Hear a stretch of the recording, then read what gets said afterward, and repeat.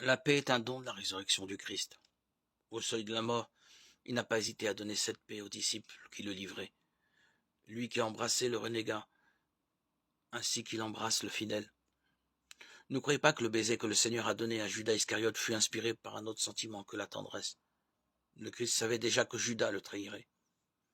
Il savait ce qu'était ce signe d'amour. Et il ne s'y est pas dérobé. Telle est l'amitié. À qui doit mourir, elle ne refuse point un dernier embrassement. Aux êtres chers, elle ne retire point cette ultime douceur.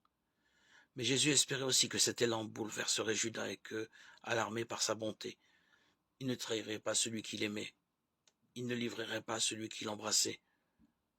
Ce baiser était ainsi accordé en manière d'épreuve. S'il l'amendait, il était un lien de paix entre Jésus et son disciple. Si Judas trahissait, ce baiser scélérat devenait sa propre condamnation. Le Seigneur lui dit, « Judas, avec un baiser tu livres le Fils de l'homme. Où est le complot de l'ennemi? Où se cache sa ruse? Tout secret est découvert. Le traître se trahit avant de trahir. Avec un baiser tu livres le Fils de l'homme.